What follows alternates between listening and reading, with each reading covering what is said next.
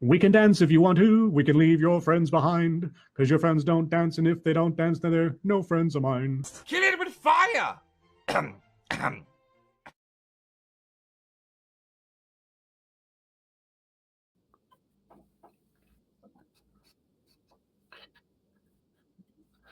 She just starts the stream and there's already a notification of incoming ad break.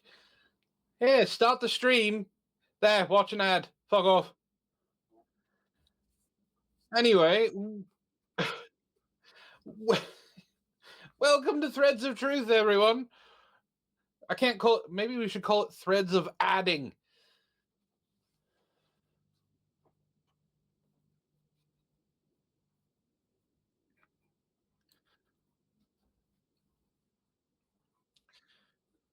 Well, yes, but that's what you do for OBS. OBS does all that stuff.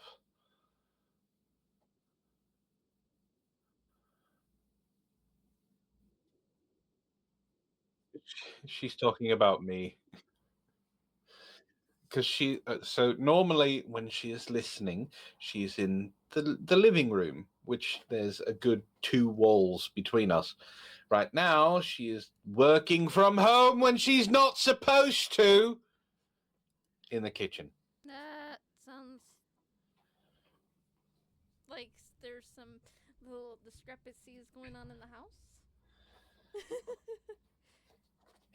Oh, bless you. me. You look like your avatar had a small seizure when you sneezed. Well, I mean, technically every sneeze is a seizure. I'm on the clock and I'm getting paid. I mean, fair game. Apparently you're actually quiet. Really? That's funny because earlier today I was having issues with the mic being too loud. So weird. Is that better? If not, I know another way I could fight with my mic. My mic's been stupid. I mean, you sound fine to me, but you know. Well, she says yes. So why is there an incoming? We can't even start talking about fun things or anything like that because a 5-minute time limit. I mean, we could start talking about things, and those that gets to watch it after it's live gets to have fun with those things, but That's fair, I guess. Well, I mean, you were telling me this really dirty story before we started. I mean, you can finish that if you want. the ADHD is real. I don't remember what the story was. See, you can't tease. Like that. It's just not right. I'm sorry. I'm sorry. I don't remember. Okay. So, how has your week been? This is the first time in a very long time we've actually streamed 2 weeks in a row. Yeah, and I no longer have school, so I don't have to worry about studying. Well, that's good. Well, until August, anyways. I do have to worry about something because I've taken on a task. Now, I'm getting paid for it, but I have decided to become Ishtar's editor for her books that she's reading. Weren't you already planning on doing that? No. Editing is awful. It is so time consuming. But I'm being paid for it, so I will do it. I was editing the book that I was a part of. That's something I agreed to do because I was a part of it. But editing a book that I'm not a part of, that I now have to edit, is just, time consuming. Although I did think of maybe putting up like services and charging per page or whatever. I mean, that's fair. And the ad starts in 5, 4, 3, 2, 1. Bye-bye, chat. Mine says it starts in 10 seconds, so there's that. But yeah, I was thinking of charging. I guess editors charge by the word, which They do. they can. they can do things like 2 cents per word. You're Mhm. like, oh, that's a really reasonable price. And then you look and you're like, oh, it's 10,000 words. Well, that's a bit of money. So instead of doing that, because I'm still, I mean, I can edit and I know how to edit for ACX and things like that. Um, Instead of charging by the word, I was thinking of charging by the page, Mhm. because if they sent me something to edit, they would have to send me the manuscript as well, so I can, follow along and find out what they did right or what they did wrong or whatever. And well, instead of doing it by the word, I could do it by the page, like, $3 per page. So, Yeah. a 300-page, a 10-page book is $30. A 100-page book is $300, etc., etc., etc. Mhm. Some people do that. Some people charge by the word or and so forth, and they can make bank in it. The problem is, I would be editing all day, every day. Yeah.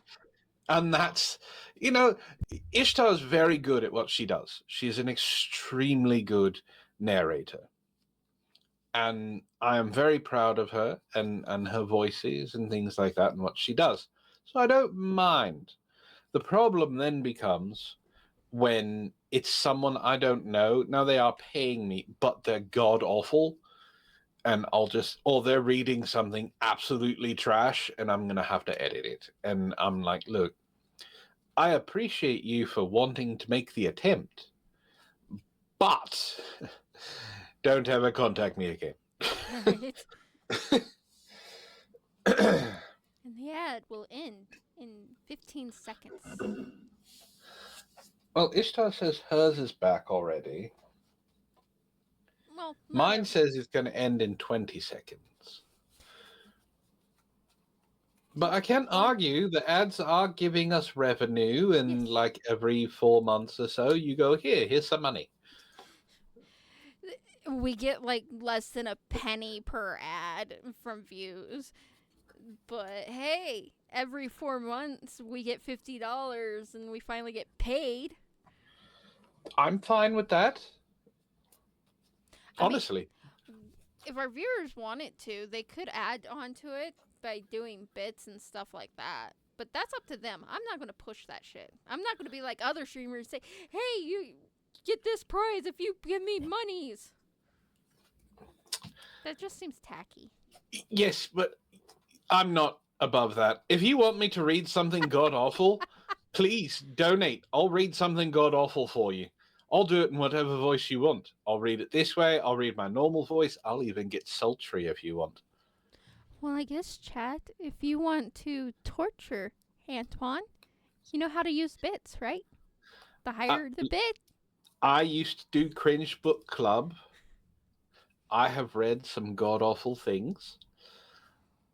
The very first book that I read for Cringe Book Club was Lena Dunham's autobiography. To be fair, I got paid $500 for it, but still, I read it. I mean, I read Myron's quote-unquote book for free, so... I mean, you're not wrong there.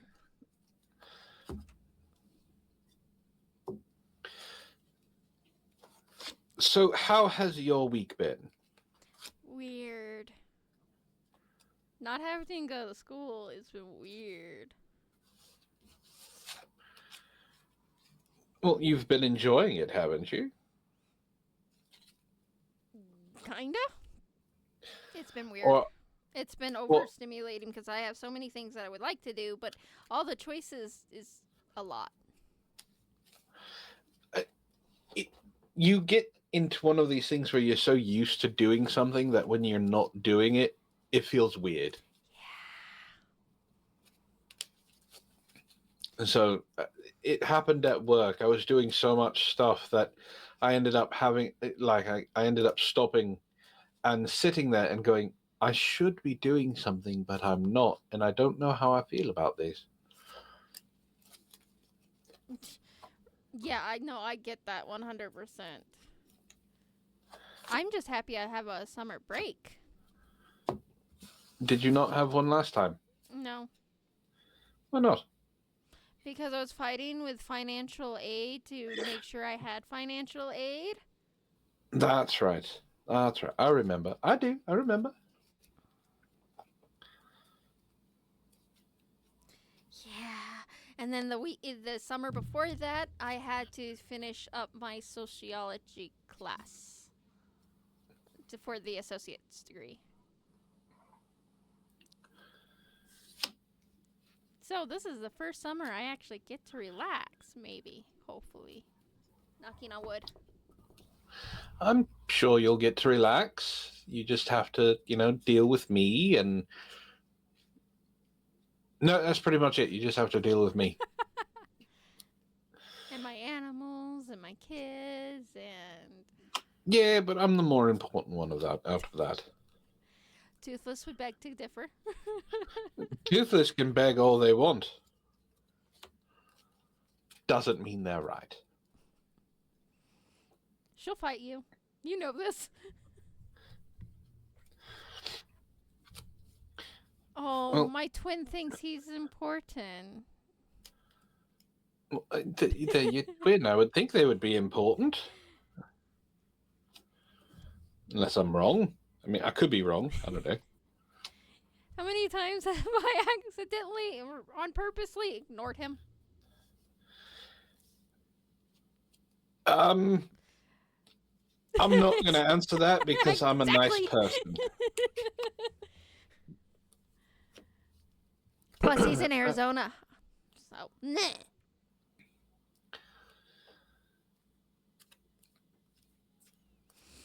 So, anyways, we could either do Reddit stuff now since you said you got a lot of long ones, or I could go on a rant about Alice in Wonderland because I have the time. A rant about Alice in Wonderland. Well, more of an info dump. An info dump about Alice in Wonderland. Right? It's kind of one of my favorite things. But, I mean, how is there more about Alice in Wonderland now, though? That's the question. There's a lot. It's tied to a lot of things to do with psychology. It's the reason why a lot of books and things exist.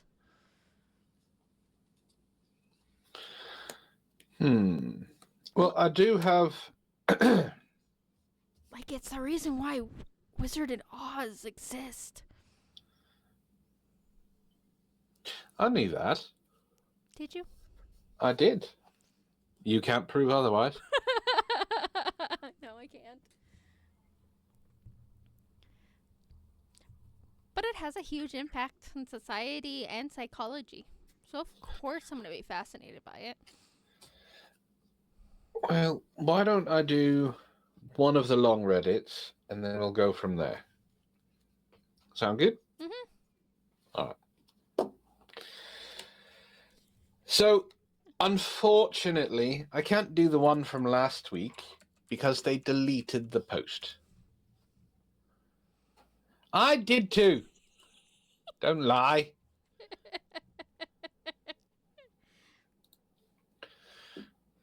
They deleted the post, which is unfortunate.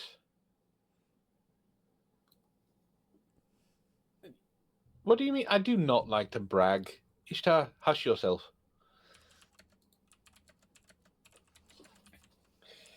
So I'm going to do a quick one, and then I'm going to do a long one. And this first one is, am I overreacting? My new boyfriend wants to replace all of my bras, underwear, and lingerie.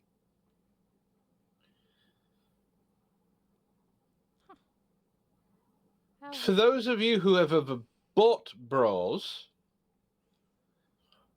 they're expensive.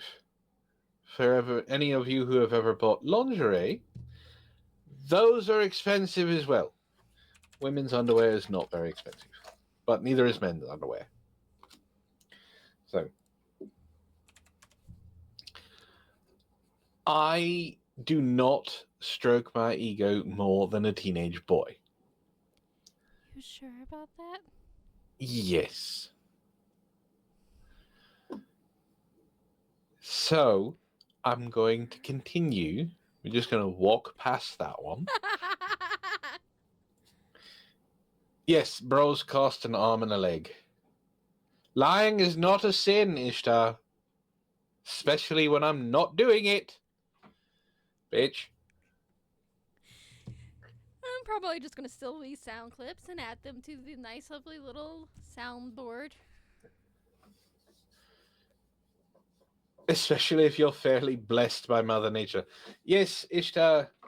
Ishtar knows how important that is. I live with you. Yes, so do I, unfortunately. I'm going to ignore Ishtar now. It's fine. You ignore her, I'll just be able to check off a box. I cannot be led anywhere with ego strokes. That is just decidedly untrue. I have a spine, thank you very much. And a price. Everybody has a price. Well, yes, everyone has a price, but mine is not something as simple as an ego stroke. And for sure, some things it could be. Well, if there's something small, but not, Anyway, keep it up, Ishtar. Keep it up. I will mute you or time you out.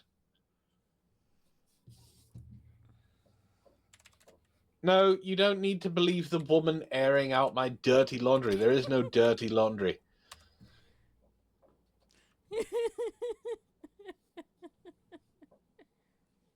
I can touch any button I want, woman. And to be Anybody fair, got the popcorn? I play your button like a fiddle, so I wouldn't complain. I would say, what about the children? But children better not be watching this.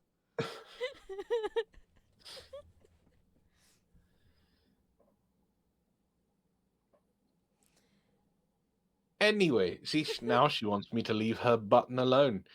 Last night she was begging me to not leave it alone. Oh my.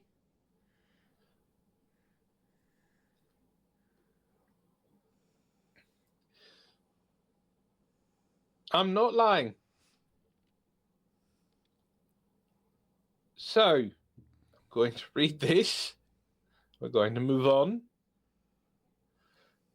Oh, Final Fantasy, anything I'm on turns into not safe for work.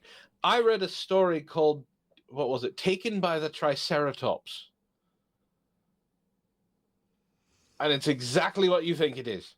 We got kicked off of TikTok the first time we streamed on TikTok because Ishtar and Antwon went really down the not for safe for work. We did no. You got kicked off of TikTok because they thought you were 13 years old. That too. That was also nothing. It was not anything. Don't blame me for your shoulders. Okay, the first time was all of a matter of 5 minutes, so I ignored it. But and then it turned into 30 minutes or something like that because they thought I was 13. It was funny. That stream was hilarious. I'm half tempted to get Ishtar on here, but she's at work. She can't come on. Do you really want us to double team you? Usually that's a guy's fantasy. I'll take you both on. You said that like there might be regret.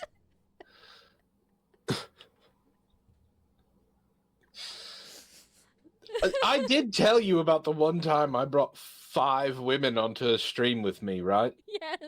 I don't know if you told Chad, but you told me. It was awful. When I was okay, Ishtar is part of this story. So very early on in my streaming career, before I had OBS, before I had a camera, before anything like that, I had a lot of female attention. I'll just put it that way. And I used to work overnight. When I say overnight, I mean I worked from 9 p.m. to 8 a.m. Very long shift. I also got to watch movies all night, so I was okay with that. Anyway, I started to stream whenever. You know, people come up, I let them in, it's not on stream, I mute myself, whatever.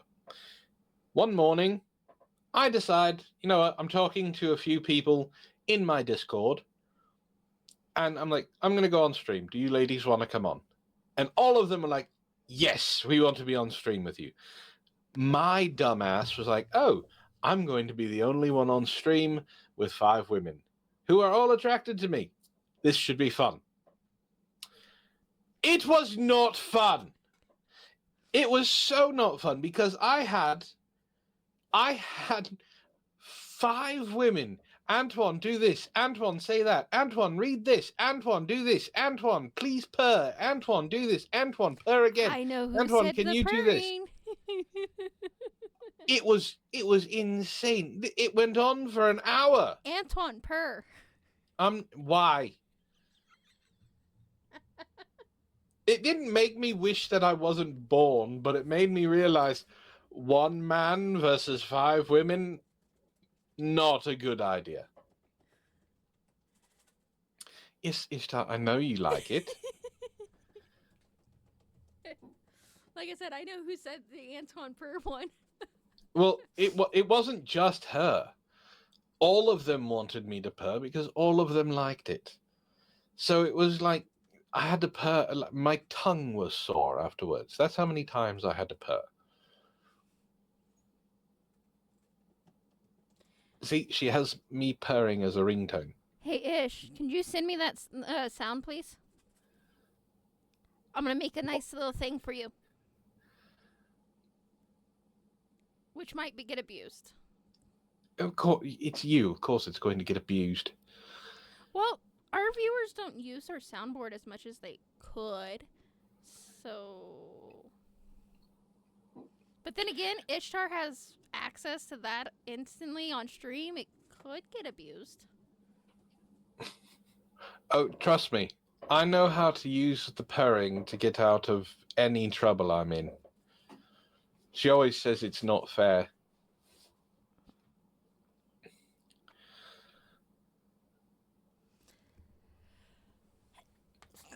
Ow. Can I? It is fair. Don't listen to her. It's fair. All right, I'm going to read this finally. Sound like married couple, but you two are.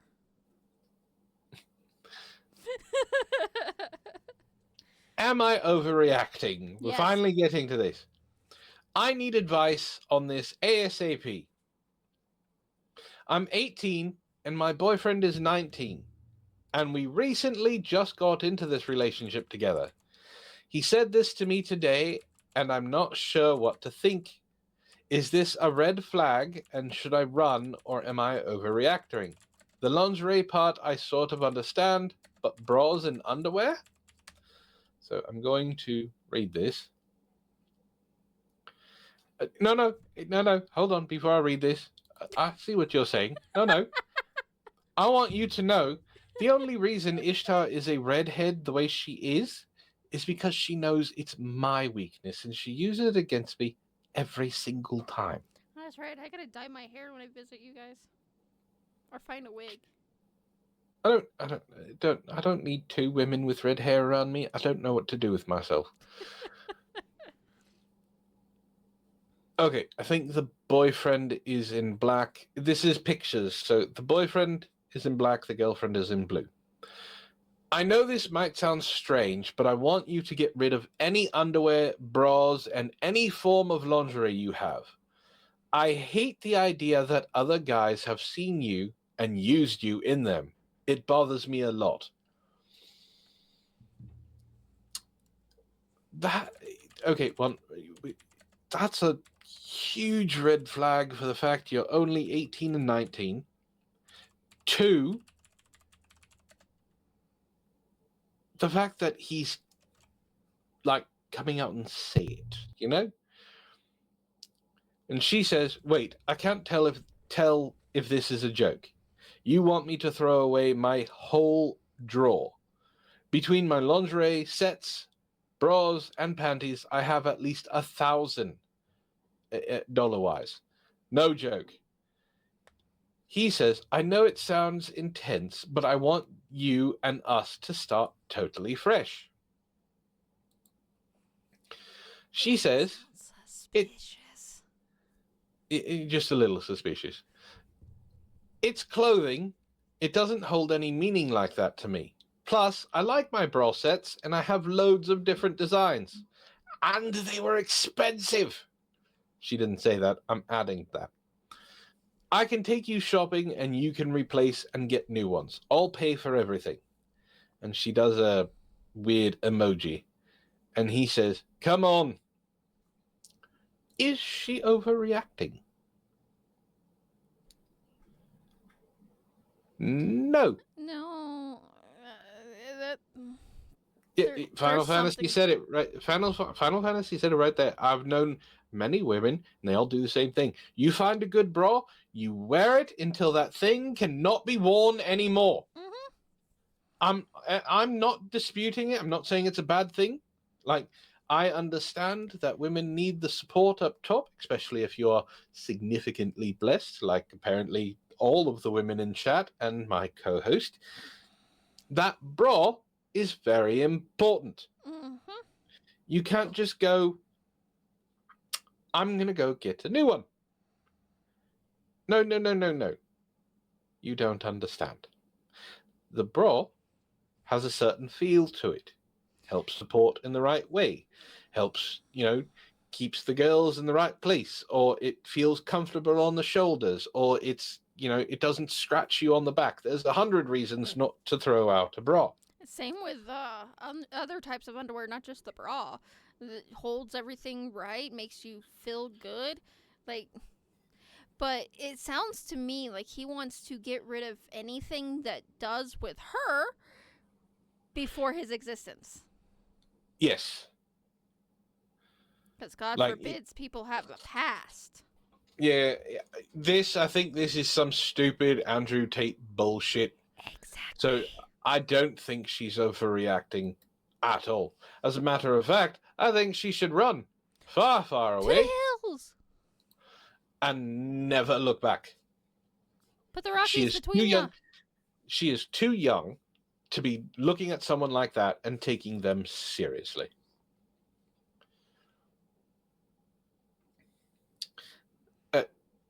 And yes, Ishtar is pointing out comfortable underwear is hard to find as well. That's what I was For- referring to. Yeah, guys. I can't say that guys are the same way. Boxers are actually pretty comfortable. You do have to get used to it. Like if you grew up wearing like tighty whities or briefs, putting on boxers for the first time is awkward. Well, you Because also there's have different types of fabrics when it comes to boxers. You got your Mm. silks, your cottons, your polyesters, your spandex. And there's so many different fabrics, and that could also change both for male and female on how an underwear feels and fits. polyester is awful. I've heard different between people. It's almost like some people are so used to that cheap fabric.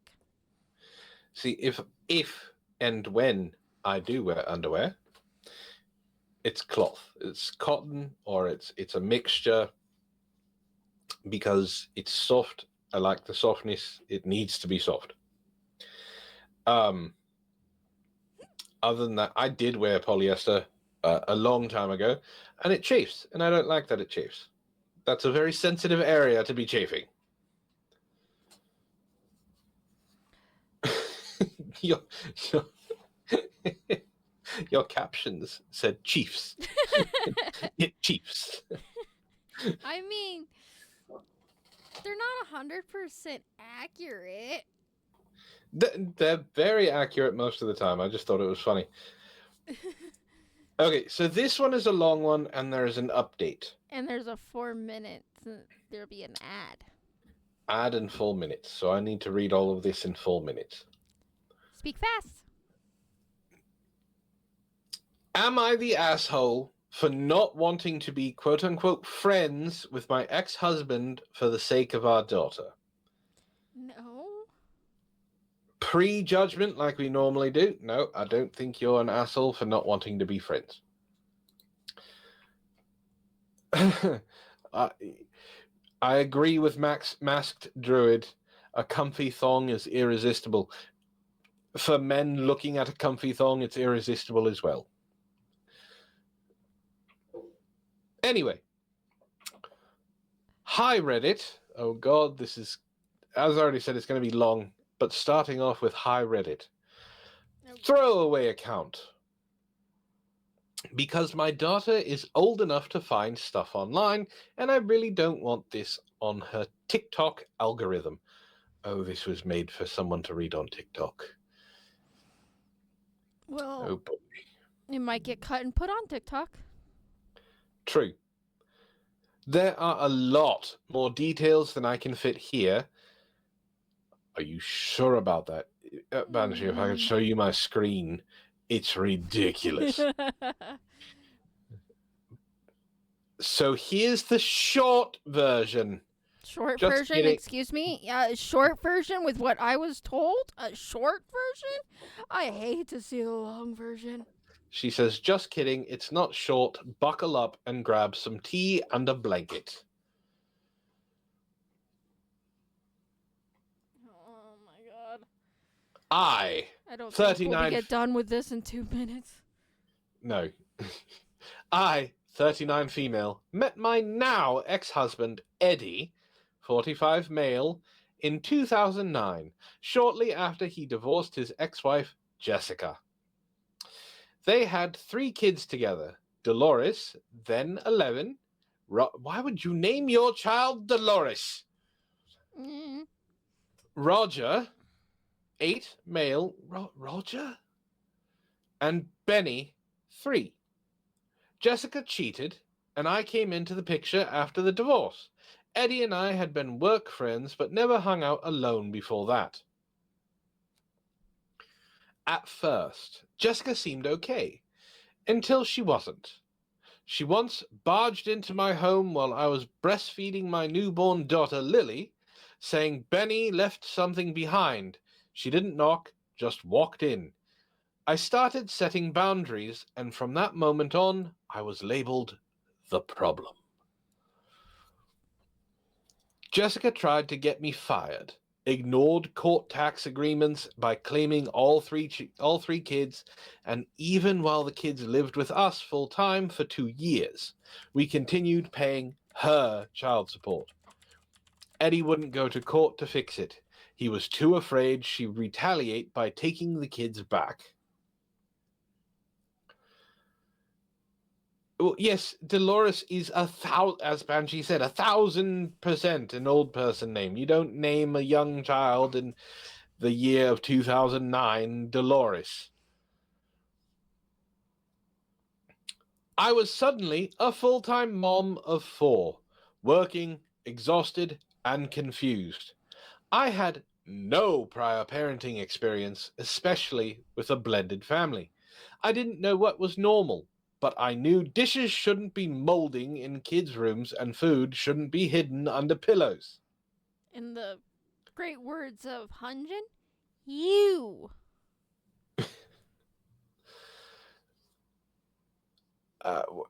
Still, I was demonized for trying to control things. I went from trying to enforce the basics to being labeled mean, overbearing, and even a terrorist. But somehow, I grew close with Dolores. We bonded. She moved in with us full-time at 17 and stopped talking to her mom entirely. Oh, no contact if you're hitting the bingo card.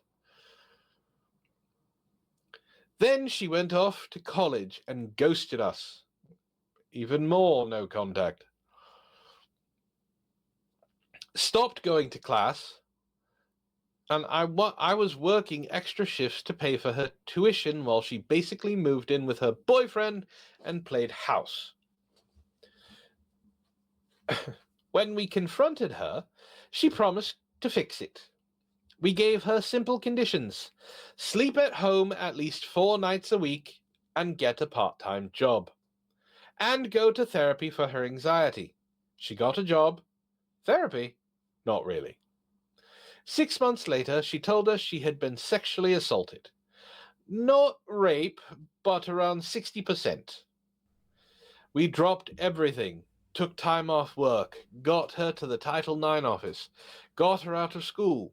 She moved into my parents' house rent-free with their full support, on the sole condition that she keep the place clean and let them know if anything broke. She left it damaged, ghosted everyone again, and took to social media to say Eddie and I were abusive and didn't believe her. She cut us off completely. Back at home, Roger and Benny were becoming a full-time disaster. They refused to clean up after themselves, and we were constantly running out of dishes because they were rotting in their rooms. One day, while searching for them, I found weed edibles in Benny's drawers. He was 11. Lily was 6 and could have easily eaten one. What is an 11-year-old doing with edibles? That's what I was about to ask. Eddie's response? Mild concern. Jessica's? You violated his privacy. No one seemed to care why I was looking in the first place. It only got worse. Alcohol, more weed, skipped school, and eventually Benny started hanging out with a kid who got caught selling illegal guns. That sounds like parenting That's is not good. That's a wee bit of an escalation. Yeah. And it I sounds was like bad parenting in my point of view. not from a parent, not from the OP, but from Jessica. Yes, I was scared. I installed security cameras. I started sleeping with my phone clutched in my hand. Still, Eddie wouldn't act. Eddie sounds like a wet fucking blanket. Antwon sounds like he has opinions. Am I wrong? I didn't say you were. I'm just saying. Why Well, don't you just tell us how you really feel? I always have opinions. That's why you have me as a co. I mean, you're not wrong, but I was alluding to you hiding your actual opinion. Oh, I don't like Eddie at all. I think he's a wet blanket of a human being, and if I knew this person, what was her name? What did she say her name was? She didn't say. Okay, whatever. If I knew the OP, I would basically have told her she needs to leave him a long time ago. Eventually, Dolores told Eddie she'd never speak to him again, or let him see future grandchildren, unless he divorced me.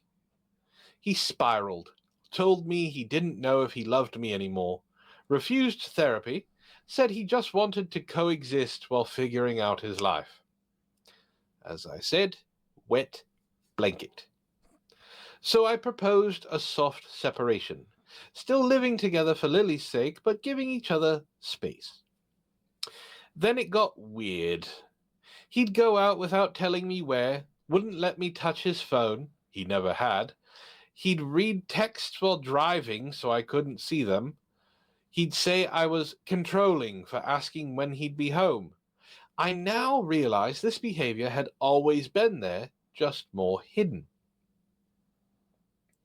We had a pre-planned trip with his sister and, weirdly, we reconnected. Physically, emotionally. Then my grandfather died. I changed my flight and went straight to the funeral. I asked Eddie to come. He declined, citing work, even though it would have cost him 1 day off. When I got back, I asked where we stood.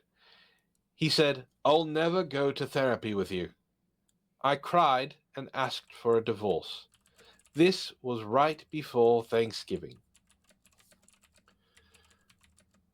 That's harsh. On Thanksgiving, I cooked a meal and was asked to leave the living room so they could FaceTime with Dolores, Roger, Benny, Jessica, and my daughter, Lily. I lost it. I felt discarded, replaced, betrayed. Lily had just had surgery for a tumor. My grandfather had died, and now they were pretending they were one big happy family without me. A few days later, hold on. I had a breakdown and was placed on a 5150 psychiatric hold. Goddamn, one hold. That's The not psych. good. No, it's no good at all. The psychiatrist let me out early. She said it was a situational crisis, not a chronic illness. Good on that psychiatrist. Mm-hmm. A few days later, I was diagnosed with stage 3 colon cancer. Ouch. Surgery. Goddamn woman. Surgery followed. Eddie visited a few times, but when I got the bowel perforation and became septic, I went 3 weeks in the hospital over Christmas. He had a solo vacation planned in January and went anyway. That's cold. That's extremely cold and tells you exactly where you belong with him. Yeah, The Ishtar's bottom of right. the floor. So sometimes life just says, well, fuck you. Yeah. I swear, there are days that it's like God says, see that person? Them. Tack them. Yeah. Yeah. When I got home, he promised to step back from coaching baseball to be there for me through chemo. That lasted about 2 weeks. Then he started acting shady again. I asked if he was dating someone. He said yes, but only after we divorced. I later found out he had been dating her before we officially split, while I was at my grandfather's funeral. I emailed the woman. She confirmed the timeline. They had been together before he admitted. And guess who he called for 3 hours the night I was in the hospital on suicide watch? Ouch. Her. I still tried to fix things, wrote him letters, asked for therapy, offered to go to therapy with his kids. He declined every time. Because he doesn't give two shits of a giggles about you. Then he started dating someone new. I finally said, get out by Halloween. He told everyone I had blindsided him, made him homeless, and stole his money, when in reality, I gave him 3 months' notice and handled the whole divorce while on chemo. Then Dolores sent Lily I saw that coming a mile away. Yeah, me too. Then Dolores sent Lily a 5-page letter blaming me for their estrangement. I reached out and said, stop lying to my kid. Her response was nasty. I offered therapy again. She claimed I was the one who refused therapy. I hadn't. I arranged it 4 separate times. Eddie said, I thought cancer would make you more empathetic, but clearly my kids were right about you all along. Fuck you, asshole! That's manipulation. If I was... Why hasn't she punched him yet? Look, I know they say kill him with kindness, but make sure kindness is nice and sharp so when you do the stabby, it goes in nice and smooth. Now, he tells everyone the divorce happened because I hate his kids or refuse to work on things. He wants us to be best friends now for Lily's sake. He tells me I'm damaging her because I won't do holidays together or act like one big happy family. Fuck this man in the asshole with a cactus. I'm not saying he's a narcissist, but he's doing narcissistic tendencies. There's a little bit more, and then we have an update. I told him maybe someday. But right now, I need space. I want a functional, respectful co-parenting relationship, not a fake friendship with someone who betrayed me, gaslit me, and barely supported me through literal cancer treatment. So, Reddit, am I the asshole for saying no, I don't want to be friends with my ex. I just want peace and distance. I stand by my original answer of no. No, she's not the asshole at all. Now we get an update. Am I the asshole for not wanting to be friends with my ex? I wanted... Oh, she has a different... Not a throwaway or another throwaway. Because this one is Beneficial Bug 2252. The update is from Teacher Chick 123. Which one is the real account?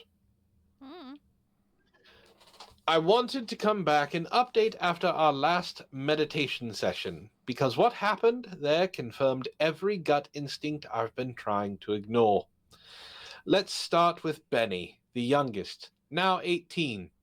A while back, I discovered that Benny had been regularly watching violent incest-themed pornography. Yikes.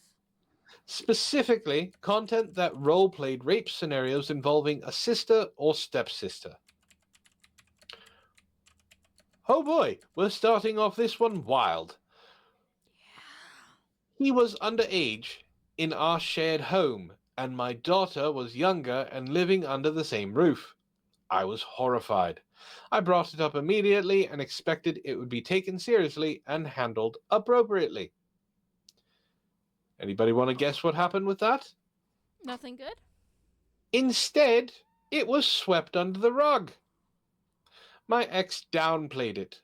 There was no accountability, no conversations with professionals, no clear consequences, no safeguarding.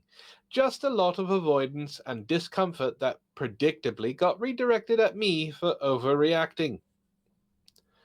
And if that wasn't bad enough, when I brought this up in meditation to ask him mediation to ask him for not to be alone with my daughter until she was 18, he said he had talked to Benny about it. Not to talk about healthy and unhealthy porn, not to have an open conversation about what is normal and not to talk about how your actions have consequences, not to take ownership, not to make amends, but to defend his son's behavior while simultaneously minimizing my concerns. He then dragged all of his kids, his sister, and even his ex-wife into the conversation, like it was some twisted group PR campaign. Everyone had a role: justify, distract, deflect, gaslight. His first ex even said she would pay his lawyer fees to fight this. To be clear, I was not trying to restrict this brother's time with my daughter. I just didn't want it to be alone. I literally said anyone could be with them as long as it wasn't one-on-one. Sorry. No, you're fine. Meanwhile, I was sitting there alone, expected to cooperate, compromise, and communicate with a man who has shown over and over again that he is a piece of shit and needs to be thrown off a bridge. That's my opinion. What she actually said, shown over and over again that he will protect his ego before protecting anyone else's emotional or physical safety. She's right. Mine's a little bit more visceral. It became crystal clear during that session. His goal isn't mutual respect or co-parenting, it's control. He wants to define the narrative, to keep the outside looking tidy while rot festers beneath the surface. And when I speak up, I'm the problem, the drama, the one making it harder than it needs to be. He consistently tried to play himself off as the one being reasonable, and I was just controlling for wanting boundaries or any specifics in our mediation agreement. But here's the truth. I have been trying for years. I tried to be the peacemaker. I tried to protect our daughter without alienating her from him. I tried to hold boundaries without being labeled difficult. And I was told explicitly and implicitly to just get along, no matter how many times I was dismissed, ignored, or made to feel crazy. I'm done with that. I will not be friends or even cooperate parallel parenting is a thing with someone who refuses to take responsibility for enabling harm. I will not engage with people who distort facts and rewrite history and make me feel unsafe for telling the truth. I will not co-parent through gaslighting. This isn't me being bitter. This is me being clear. I'm getting a lawyer. Everything is being documented from here on out. All communications go through legal channels or court-approved apps. I will continue to support my daughter. I will continue to model honesty, boundaries, and emotional intelligence. And I will not pretend that abuse wrapped in politeness is anything other than what it is. To everyone who commented on my last post, thank you. Your words gave me the strength to step fully into reality. You reminded me that my peace matters and that protecting myself is also protecting my daughter.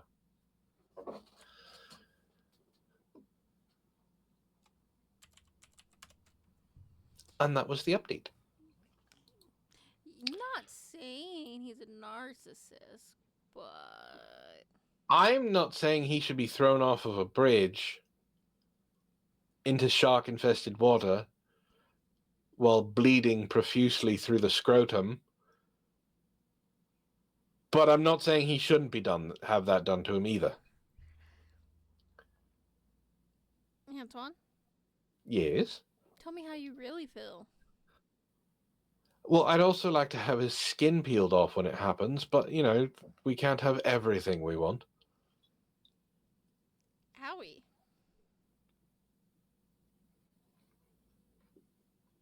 That's all I have to say to that. Owie. Okay. Do you want to go? I have two more.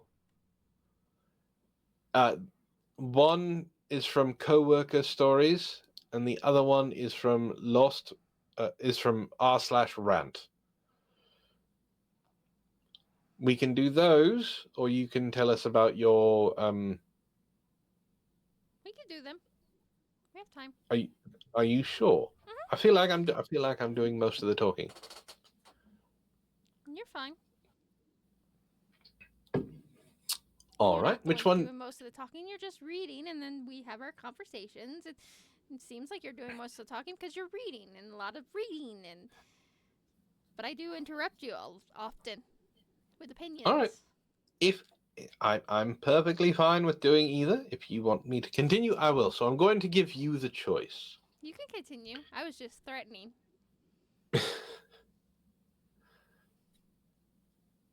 TikTok influencer parents of disabled children are fucking evil. Or coworker surprised her 4D chess move didn't play out as expected. Chat, what do you think? 1 for the first one, 2 for the second one. It's up to you. You run this boat anyways.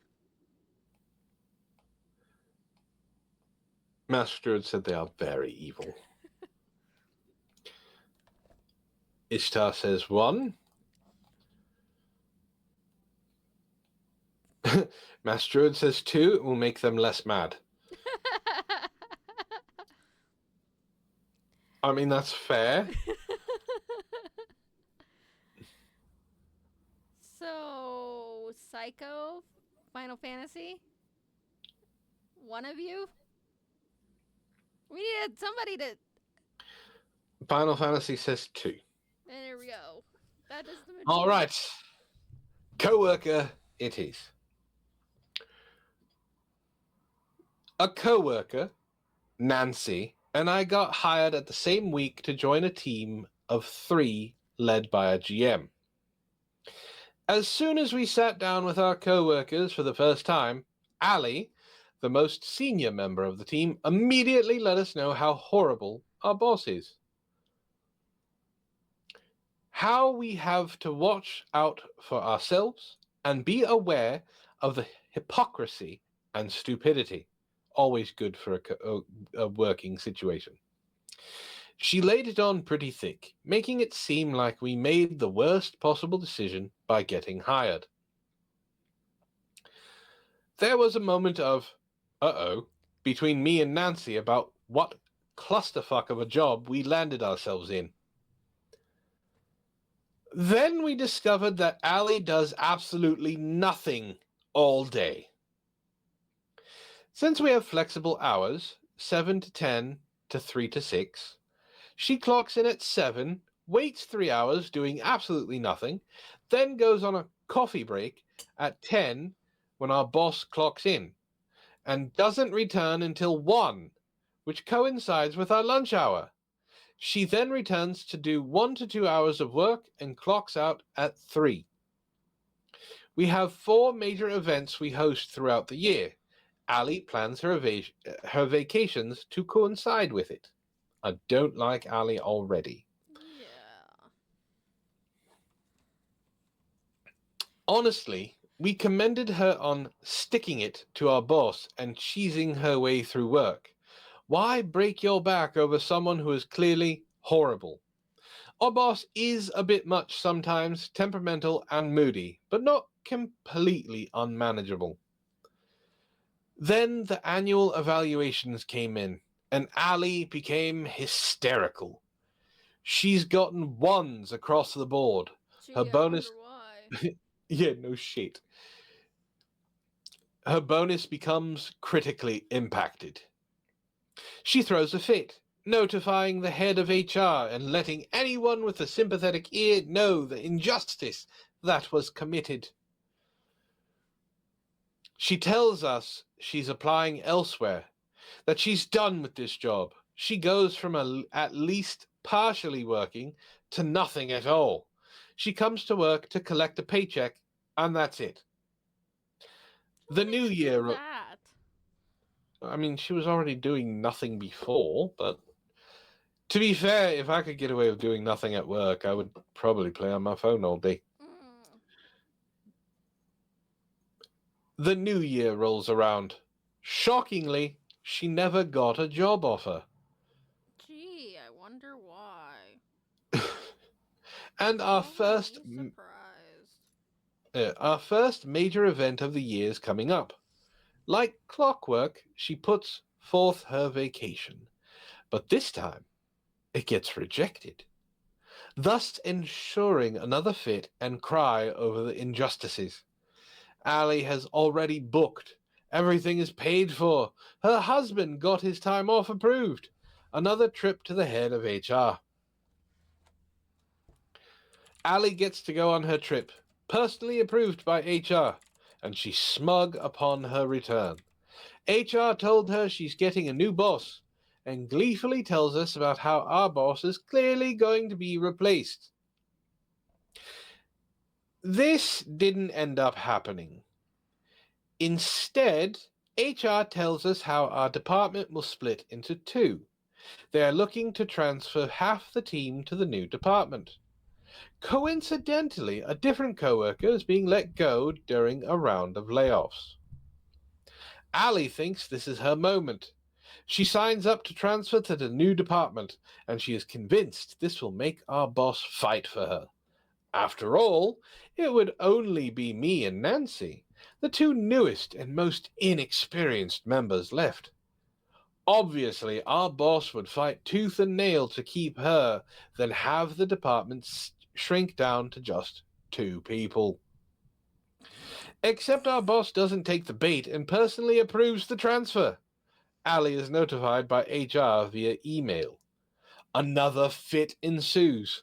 Our department was originally something like an A and B department, and now A and B are separated. Well, Allie based her entire career on B and not A. She thinks A is entirely in a different field. It's not really.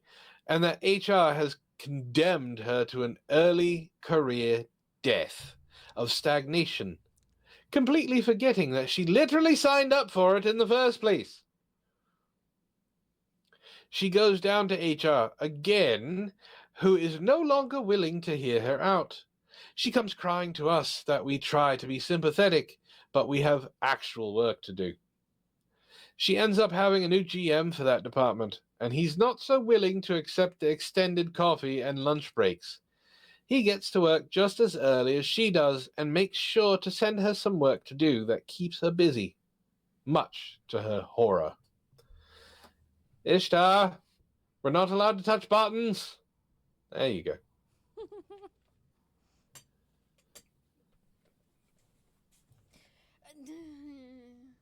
I want to say I've never met an employee like that, but I'd be lying. If it's a W-2 job, there's employees are filled with it.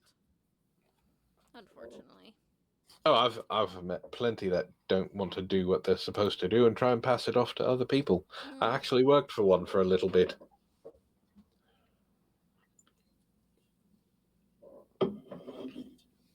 Oh, I know I'm a good boy. I'm always a good boy. What was that?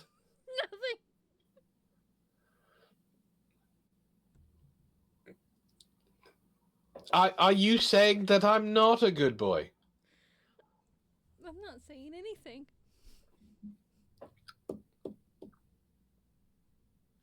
You know what? Fine. I will let you talk. Now it's your turn. Are you offended? No. I'm not good enough to continue. It's fine. I understand.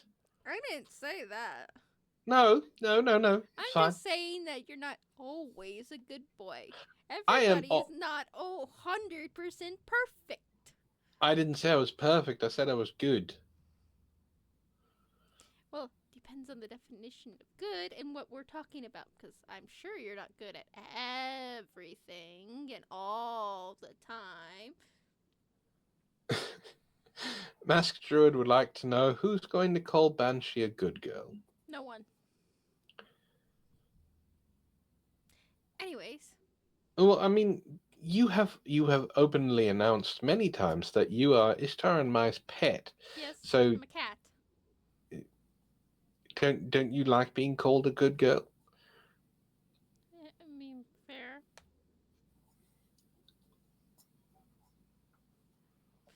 I can't go any further than that because Ishtar will come in here and beat me. So I'm going to stop there. I'm not allowed to call anyone else other than her a good girl. Exactly. Plus, kitties are a little, ornery. Not all of them. I mean, you're not wrong. Mom does call you the evil twin. Often. All right, so tell me about your Alice in Wonderland thing. You don't want to read the other one? We can wait. I guess we do have time, unless the other one is also another long one. All of them were long ones. Although I do have to admit, Ishtar found some that were not, out and out lies this time. Well, we can do that last one and see what time it is, and if there's time, I go on my info dump of a tangent, which would give us the ADHD tangent spiral. I can tell you that one right now. All right. TikTok. This is from r/rant. So this is ranty. TikTok influencer parents of disabled children are fucking evil, and fucking is in all caps. So this person really doesn't like influencer parents. I don't know why it's just down to influencers. Parents, I think all influencers are abysmal. I mean, technically, you would be classified as an influencer because you I have a am- following. No, I am not an influencer. No. If you want to classify me as something, I'm a comedian and educator. Wouldn't you also be classified as a content creator as well? Well, yeah, but I haven't created content in like over a year. Well, Wait, has it been a technically, year? this Hold is- on, just a second. When was my last? I don't know. When was my last video, which was a brief thing about 2024-25, was uploaded December 23rd, 2024. So not a year, we're going on half a year. But still. Well, Well, technically, streaming is also considered content. So you're making content right now. No, this is not content for me. I am just the comedic relief to your stream. Whatever fills that ego at night. I'm feeling a little attacked this evening. Just saying. Do you feel the love? I wouldn't call it love. I would call it. I can't call it abuse, but it's definitely not love.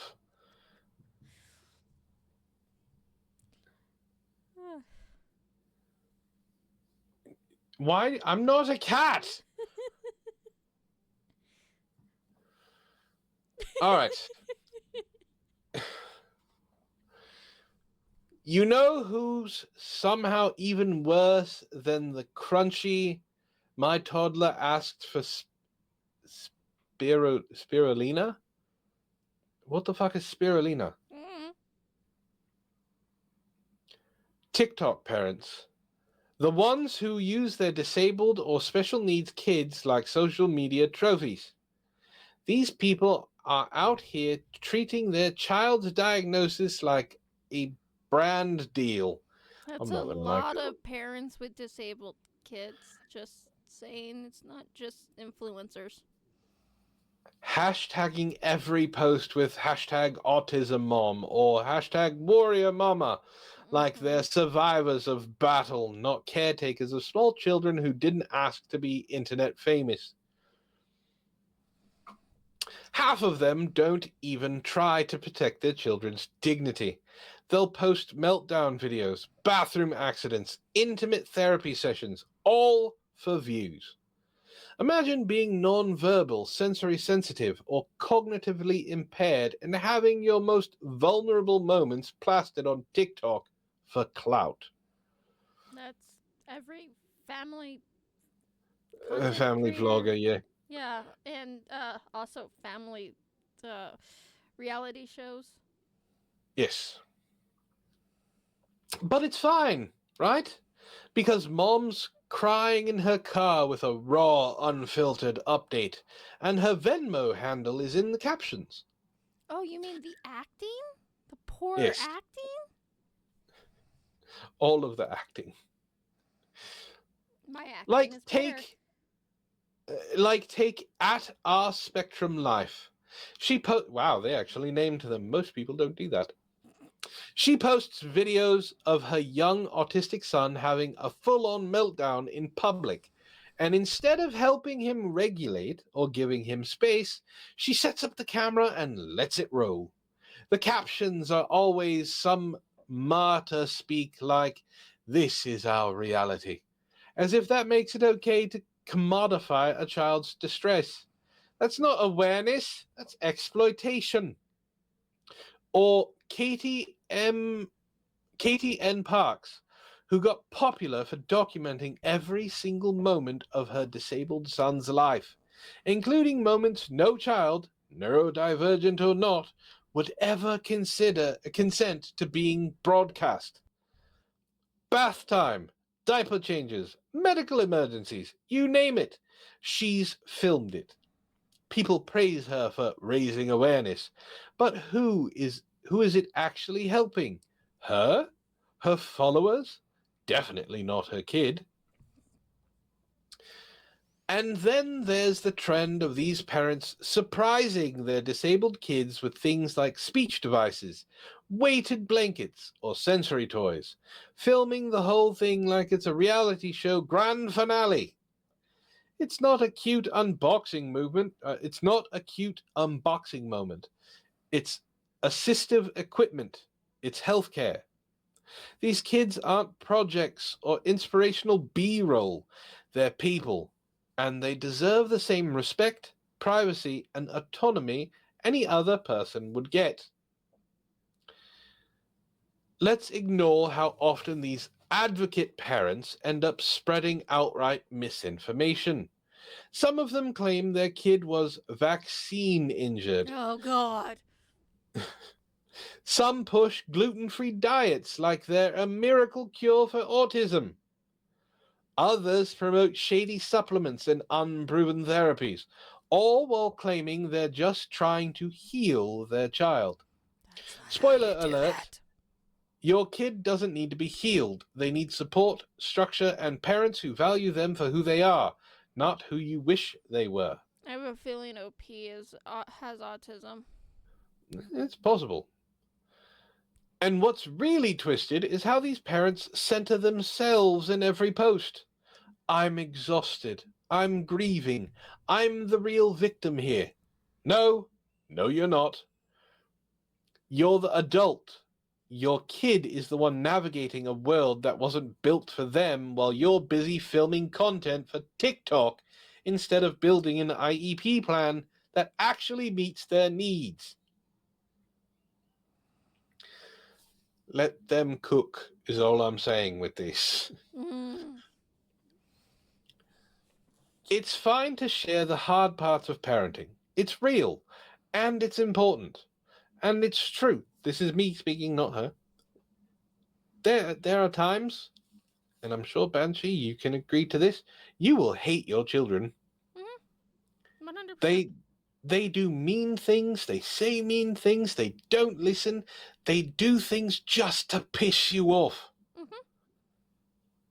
Every parent, and that is a real problem, is parenting is shown as, oh, you have to love your child 100% all the time, and it's the most important thing in the world. You are still a person, you are still who you are, and it's okay to look at your child, not actually say it, but in your head go, I fucking hate you right now, because you're going to get pissed off at them. The difference is that you set that aside and understand that they are just children. If I'm wrong, let me know, but I don't think I am. No. Every parent has those moments, and every parent has the moments of, oh my God, I love this child. And what gets problem is like the boy moms specifically. Those are the best ones to use for an example. My son can't do no harm, and he can't date anybody else other than me.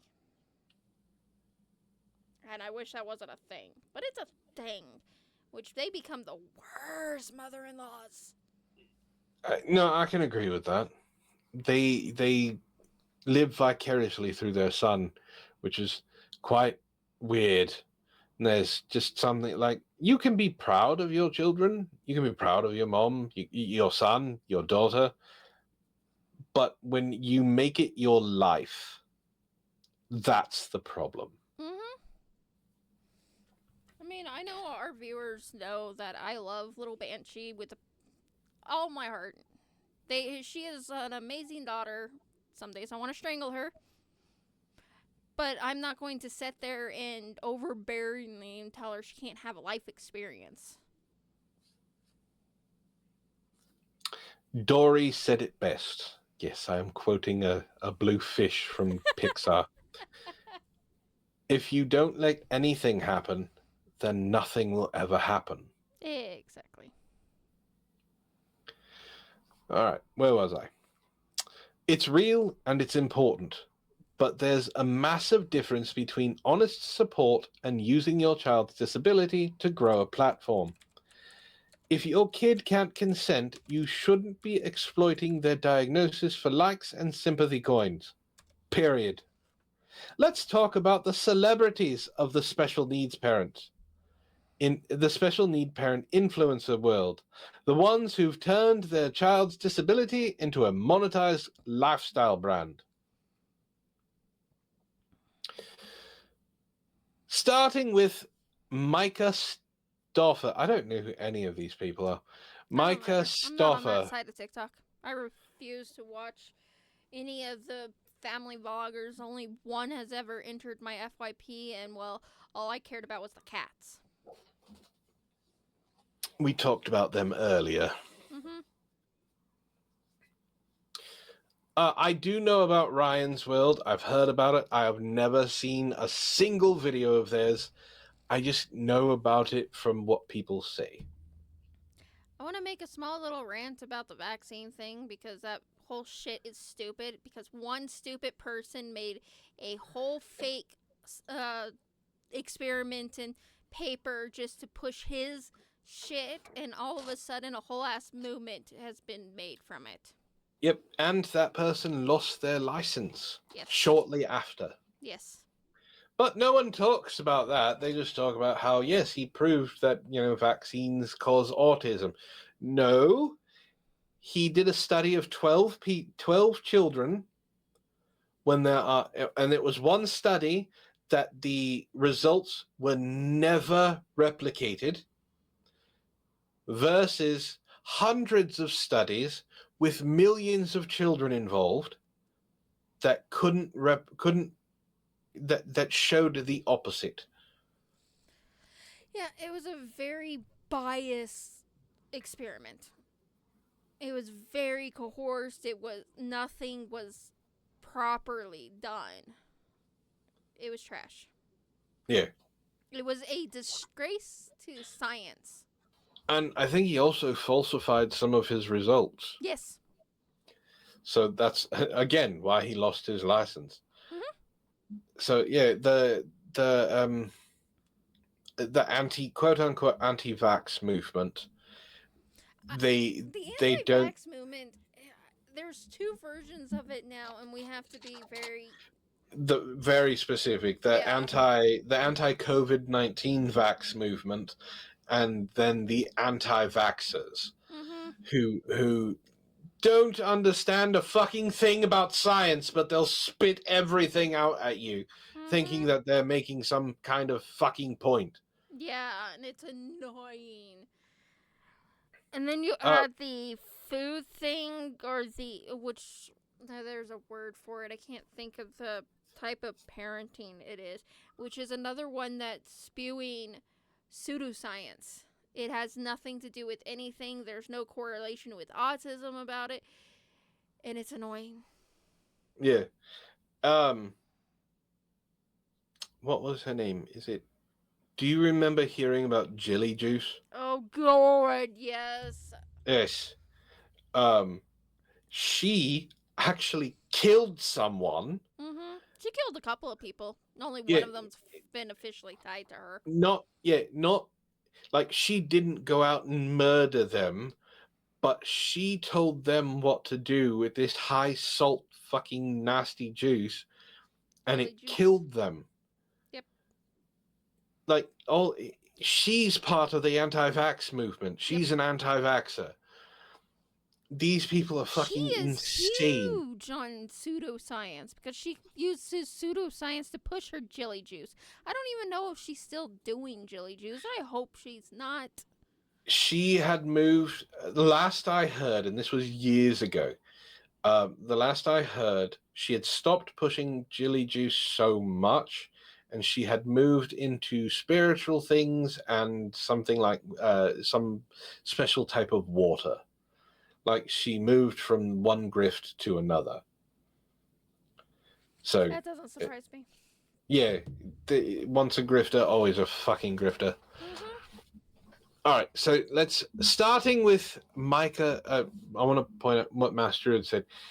Talking about Ryan's World. Apparently, he's in his mid-teens right now and has to play with toys made for toddlers Oh, and that little dude. ones because his parents have made him into a money printing machine and brand deals. I feel so sorry for him. I really do. And you could tell when he's opening those boxes that soul is gone. Like, can't they give him toys made for him? Right? Like his age group. You don't need to do like that. Okay. Say I start doing something like this with my child. It starts off as little kid toys. As they grow up, you continue to raise the age of the toys as well. There are still toys that are made for adult. I mean, like, if he's in his mid-teens, that means he's 15. About the same age as little Banshee. There are. Have you gone down the Nerf gun aisle at like Walmart? Right?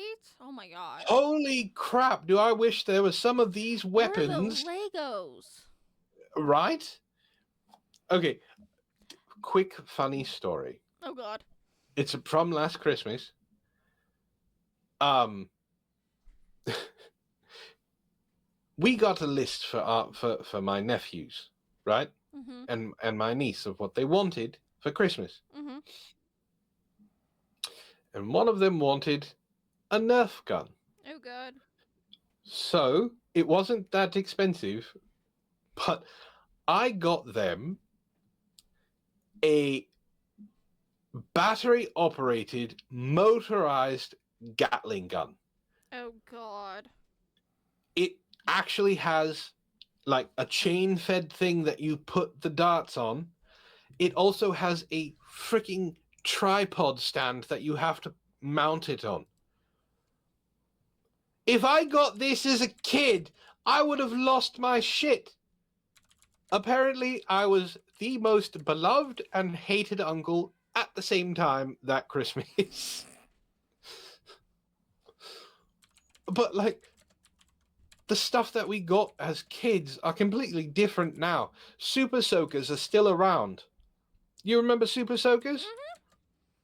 I got, when I was younger, it cost $100. The Super Soaker 300. I wanted that one because it came with a backpack that you filled with water, and it made me feel like a Ghostbuster. That was the main reason a lot of people wanted that one. That thing was $100. Yeah. You go and get a Super Soaker now for $100, and it's automated. It has a whole bunch of these. You can fire 3 different ways, and it Yep. comes with little balloon grenades that refill. Yep. Like, where were these toys where I was younger? We They had weren't pine invented? cone wars. That sounds painful. Oh, it was. But We we did had this. the glow stars. We threw those around. We, as kids, we made our own ninja stars. Mhm. I still remember how to do it. But, like, when you do this with a kid and you do the toy reviews, you go up in age with them. Screw the brand deals. Like, if they don't understand that your child that is doing the reviews has also aged up, sorry, Mattel, you're going to have to do something else. I mean, Mattel has some stuff that is aimed for teenagers. Yeah. Like, I don't. At this point, you're just damaging your child. I Anyway. wonder why my son doesn't talk to me. All right. Starting with Micah Stoffer. I still don't know who it is. Don't want to look it up. Who's maybe the most infamous of them all. She adopted a non-verbal autistic boy from China, documented every moment for YouTube views, from the adoption process to his therapies and meltdowns, and then rehomed him when he got too hard, like he was a dog, not a human being. Well, I understand rehoming and adoptions and stuff like that, but that doesn't sound like anything was humaning during the whole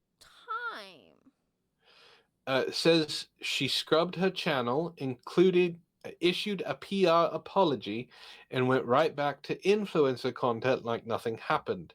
That's not advocacy, that's child trafficking wrapped in pastel aesthetics. Exactly. Like, I understand rehoming kids and stuff like that because you can't take care of them. You're not what's best for them.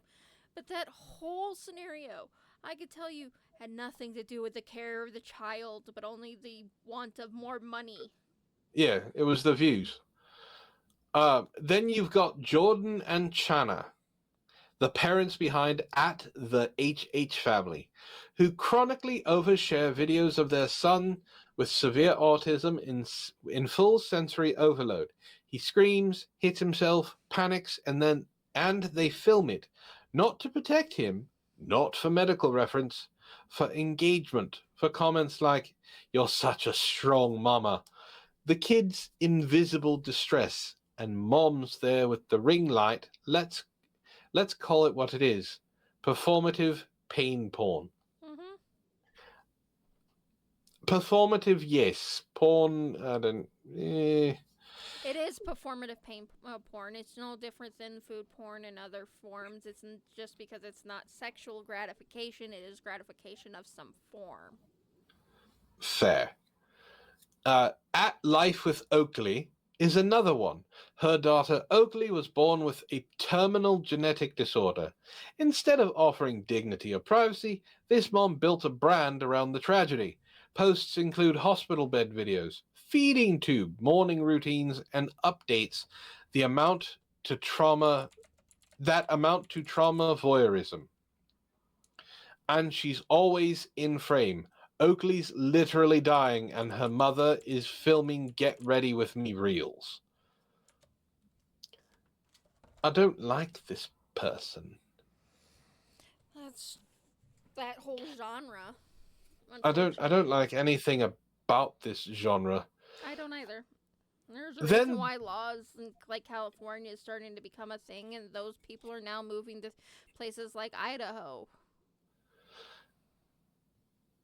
there's Katie's story. Her content revolves around her child with multiple medical conditions, but the tone is never about the child. It's about her pain, her journey, her struggle to be strong. You can scroll through and see her kid in vulnerable positions, crying, seizing, sedated. And every time, there's a trending sound, a caption about bravery, and a link to her Amazon storefront. Fathering autism on Jane. yeah, fathering autism on YouTube is another one that gets called out constantly. They exploit their daughter Abby's severe autism for content. Videos of her in diapers, having meltdowns, being restrained, fed, medicated. There's no consent.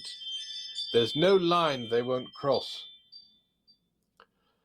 All under the guise of awareness.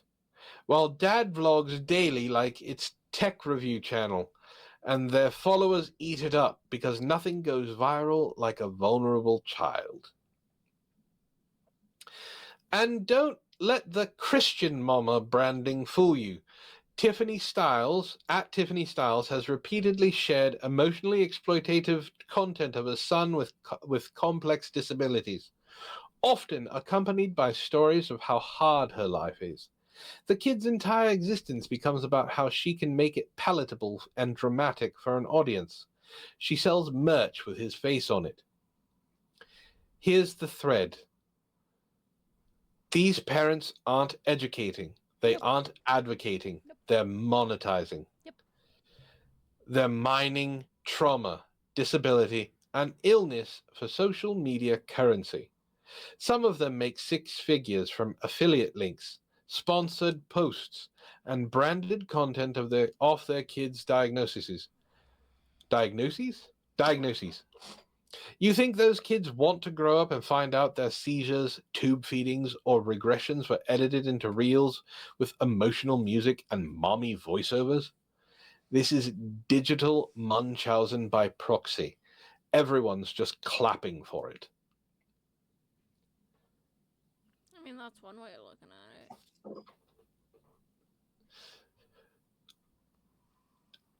It's all right. Here's an example of why this works.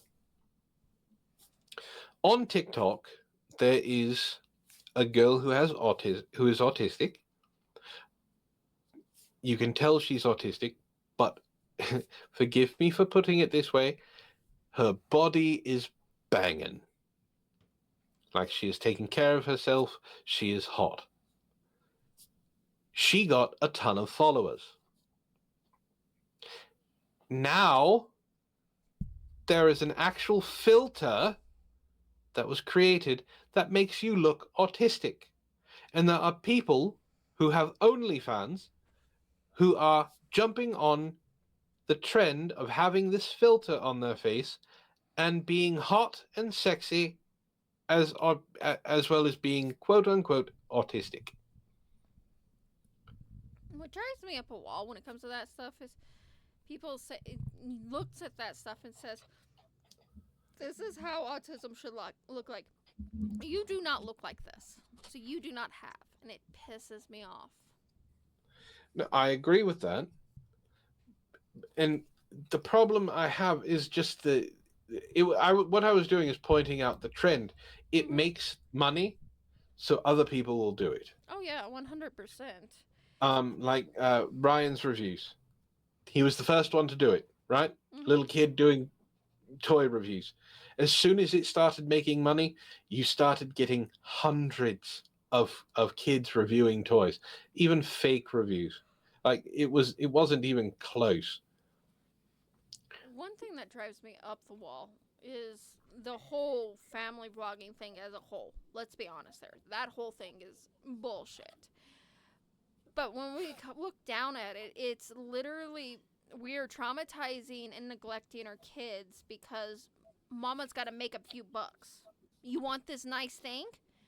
We gotta do money, but the kids don't ever get to keep all the nice things because mom always goes and donates them because that's more views. So the kids get shit and trash, and then exploit it, and then we get those laws like what we're getting in California. And those parents move to other states so they can keep exploiting their kids to make more money.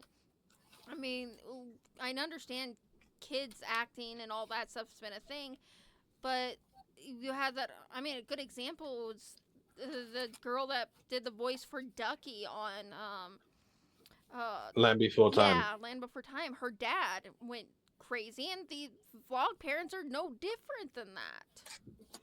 Yeah, her story is absolutely tragic. It is.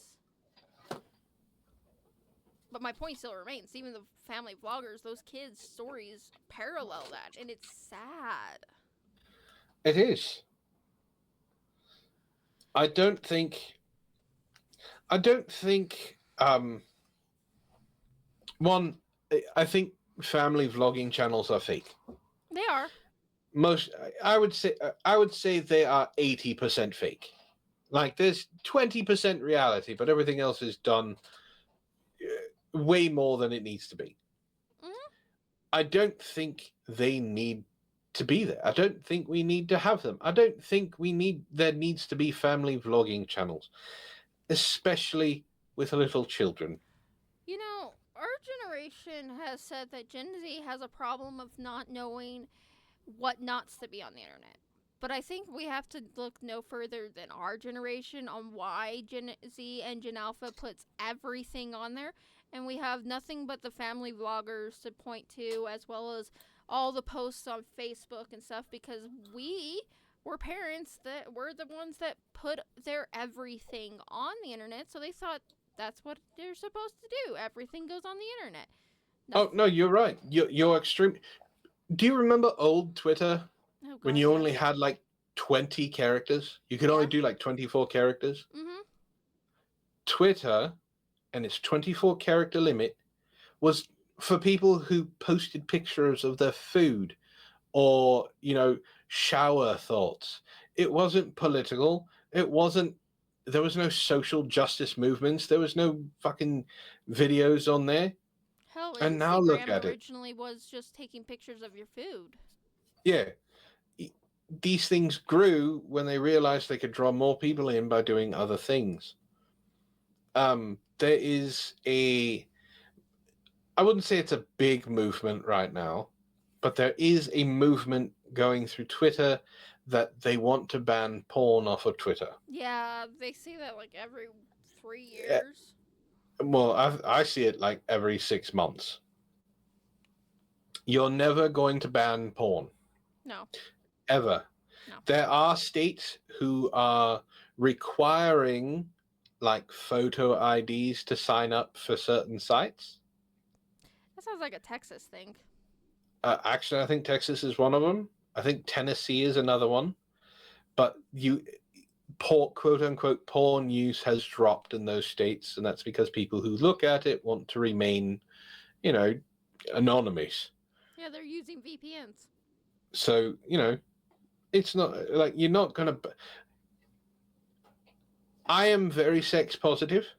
Shocker, I know. Most Really? I know. Most people don't realize this, but a lot of technology that we have now was innovated by porn. I mean, the internet is a good example of that one. The internet, going all the way back to fucking beta. Yeah, the first Beta, image that was sent it on the internet was a naked woman. Betamax tape, Betamax, VHS, DVDs, Blu-ray, all innovated by porn. Mhm. Video games innovated by porn. Mhm. The graphics that you now know, like Tracer from Overwatch. And now I have a TikTok song stuck in my head. There's a Tracer TikTok song. You don't know about the sound? Were you not on TikTok during COVID? I'm not on TikTok. Period. I'll see if I can find it.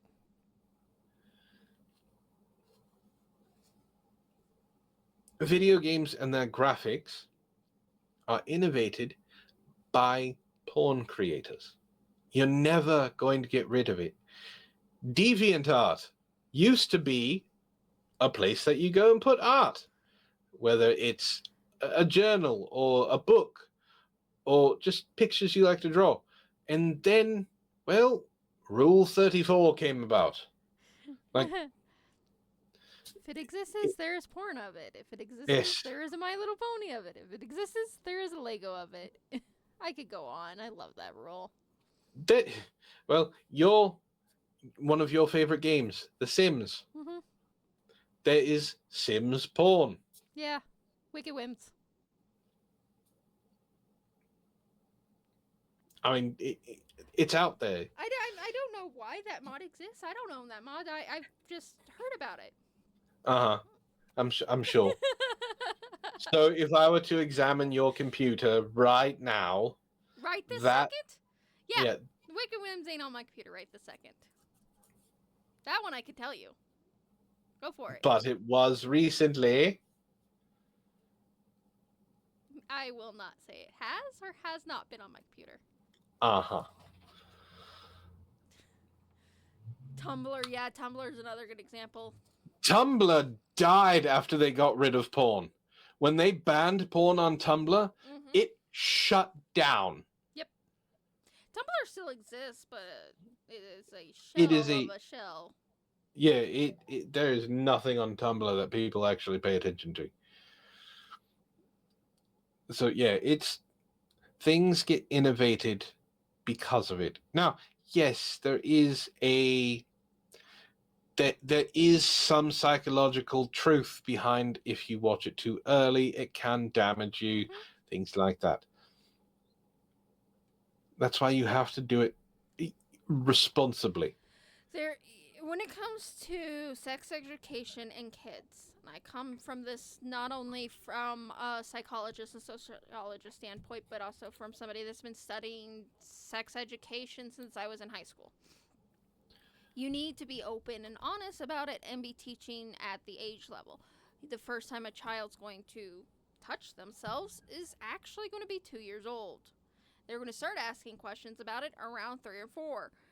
You gotta make them where they are. You don't push things onto them that they're not ready for. Right.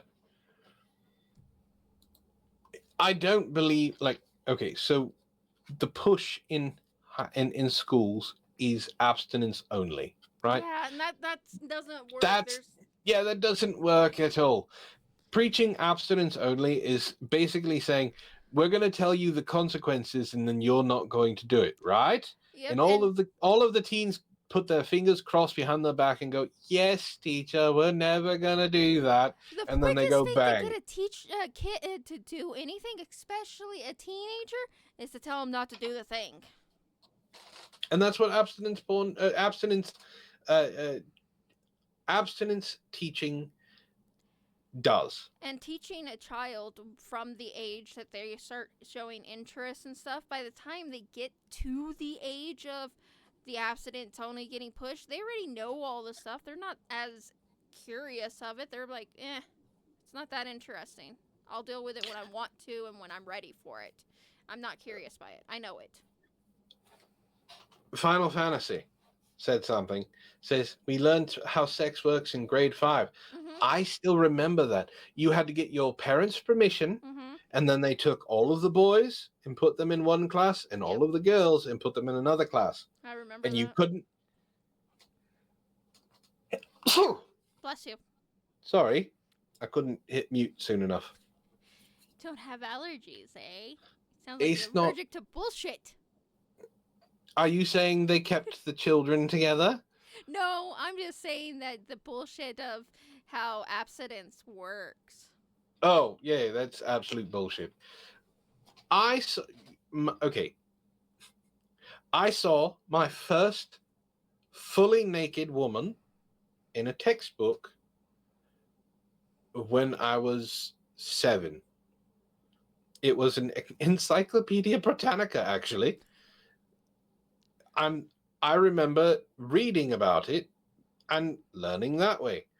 When I got older, instead of going out to parties and things like that in school, I watched the Learning Channel, which had weeks. Like, you know how there's Shark Week on Discovery Channel? Mm-hmm. The Learning Channel had a yearly thing for the quote unquote human animal, where they taught you about human bodies and human sexuality. And back because when it was, TLC actually was learning. yes, and because it was on after 9 o'clock at night, they showed actual nudity. Mm-hmm. Like, there's ways to learn about this stuff. And there's ways to teach it. Abstinence only is not the way to teach it. Mm-mm.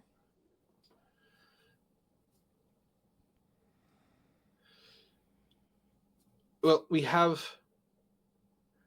I don't know how long we have because there's an ad coming up in 3 minutes.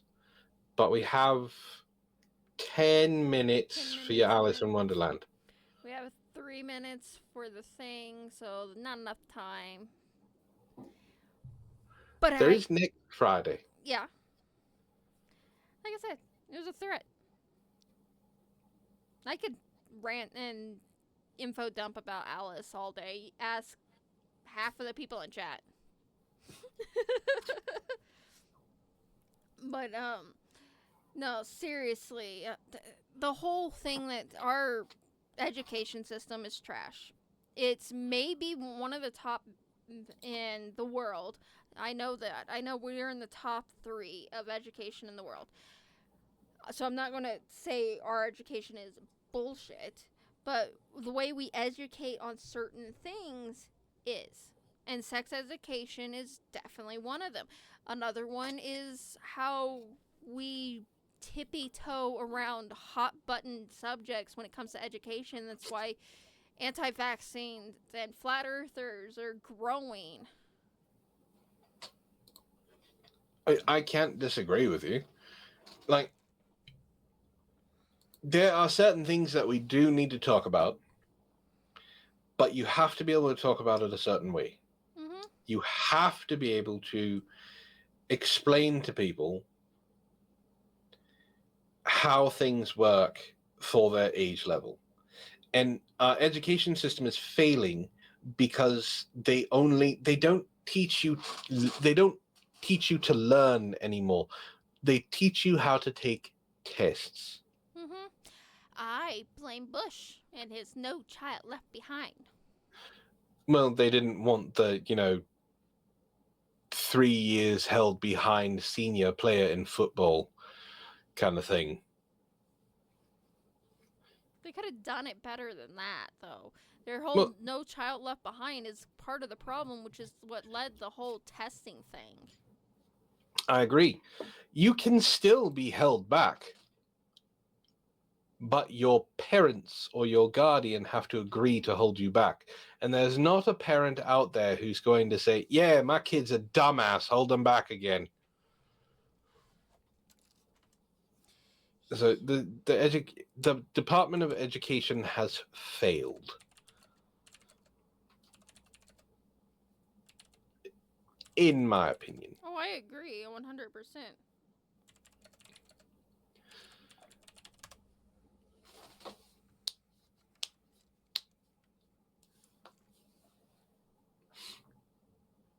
I think an ad has started. I think so too. That's why I typed what I did in chat instead of say it out loud. But our education is in the top 5 when it comes to the world. We do a good job when it comes to education, but the problem is we're not doing our education like we used to. We teach to a test instead of teaching the child. It's causing us to lose critical thinking skills and being easy to brainwash. It's the reason why we have the huge divide and people only focusing on CNN or only focusing on Fox and no one's questioning anything. And it sucks. And I hate it. No, you're right. Critical thinking is at an all-time low. And, I mean, you're being... How can I put this nicely? I've been mean a lot tonight. I don't want to be mean with this. Being able to talk to someone who disagrees with you is now an art form. Mm-hmm. It's no longer common sense to be like, oh, not everyone is going to agree with what I say. Because now everyone is on social media and they have a following. Whether it's a following of 10 people, whether it's a following of 10 million. Mm-hmm. All it takes is one person to say something and that person gets a like and they automatically think what they say is right because someone else agreed with them. Yep. And your political opinions have also a say on what jobs you get too. Yeah. Now, what ends up happening is communities are founded. Mm-hmm. And echo chambers are formed. Yes, and it can be for anything. You can have Reddit is a perfect example with all the subreddits. ChatGPT is another good example of it. And basically, you get someone who goes, "I like punching babies in the face," and normally, baby jokes are funny. Normally, people will look at that and go, "What's wrong with you? That you can't punch babies in the face." But now on social media, someone will say, "I like punching babies in the face," and they'll get likes, and they're like, "Oh, these people like punching babies in the face is the right thing to do because these people liked it." You know what ratioing is, right? Mm-hmm. Apparently, I don't know if you know this. If you get ratioed, you are basically cancelled. No matter what you say, you've been ratioed. It's ended. Nothing you say after that means anything. Except ratio doesn't mean a goddamn thing. Just means that video didn't do as good as you thought it was going to do. Or what you said on Twitter, the person who retweeted you had a bigger following, or you know, or you got have a on more the wrong side of whatever part of the internet you are on. Yeah. The wrong side of TikTok, the wrong side of Twitter, the wrong side, blah blah blah blah.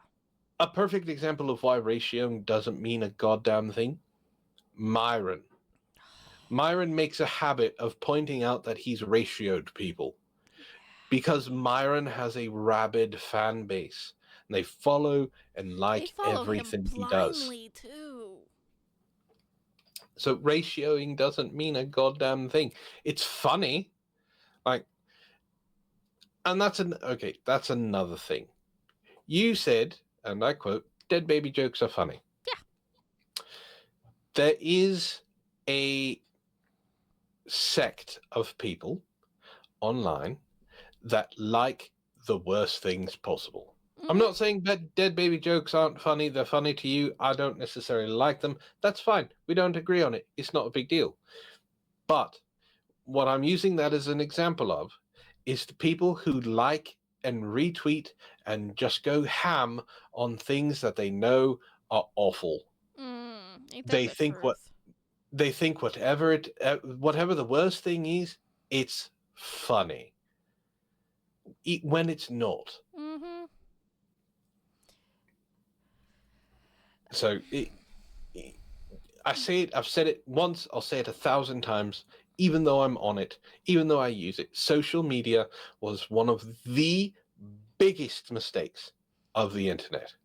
I would say MySpace was okay. It was everything after that. I blame MySpace Facebook. was all right.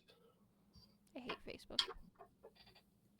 I have a Facebook. I don't. I look at it once a month, I think. I technically don't have social media. I only have social media for my content. I don't like it. It's toxic. It is.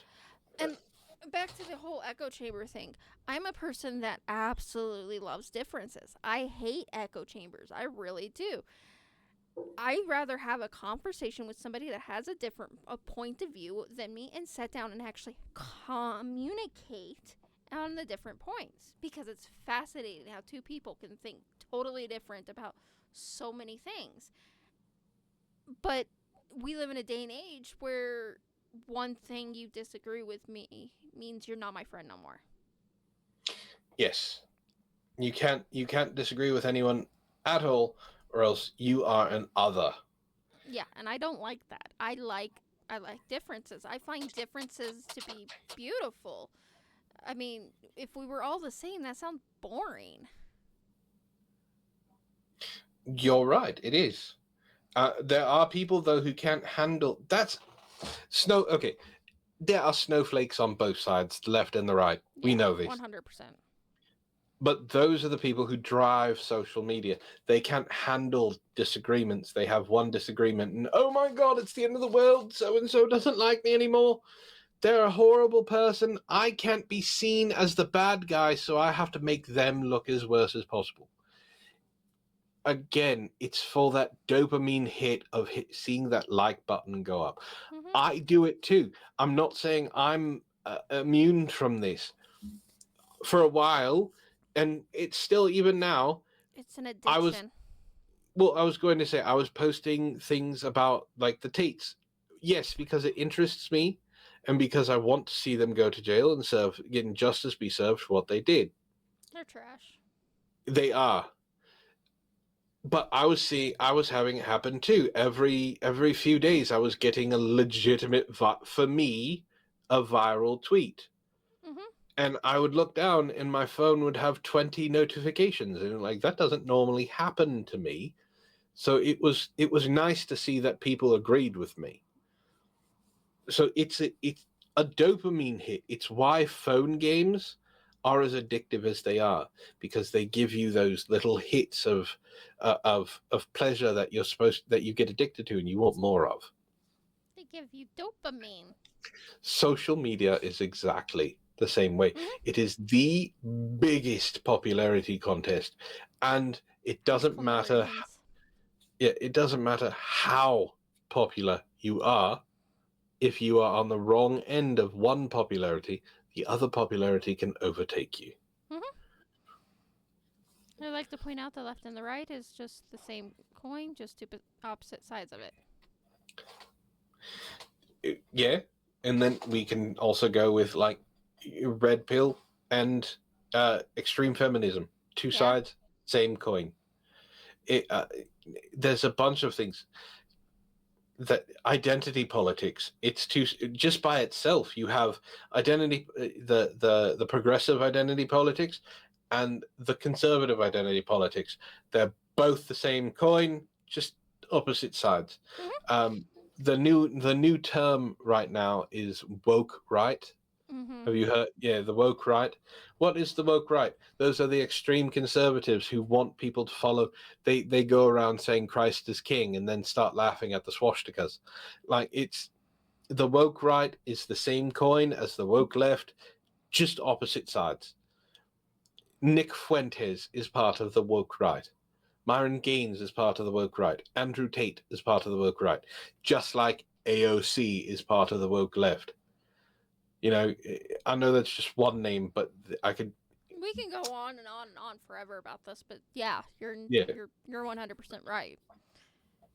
It's this reality we live in. Is it's best for us to be divided, and the thing is from a sociology standpoint, us being divided means the government can control us. Which they have been. They have been. I want to point out, sometime last year, the government admitted openly that UFOs exist. They That admitted they are it at real. the beginning of the year last year, and we've Yeah, and no mentioned. one gave a shit.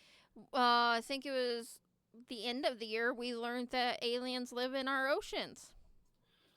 And no one cared. Yeah. No one cared. Why? Because the newest in thing to argue about was more fun to talk about than aliens. Yeah, everybody acknowledges this, but they're like, yeah, we don't care. How about this? Yeah. So the astronauts that finally came down. Yeah, the ones that was almost up there for a whole year. Yeah, they were up there for 9 months. Yep. Elon Musk brought them back. Yep. There are people out there, as soon as they came back, said, oh, no, it's not real. It's all AI. They didn't really come back. Look, the pod isn't discolored. This pod is discolored. There are just fucking... Listen. Weird things happen. The phrase is reality is stranger than fiction. Mm-hmm. Now, fiction, you can come up with some great worlds, but then you look at your reality and go, there's not a writer on earth that could come up with some of this shit. There's a saying that's used on social media now that this is too strange to be written, or you can't make this up even if you tried. Yeah. So.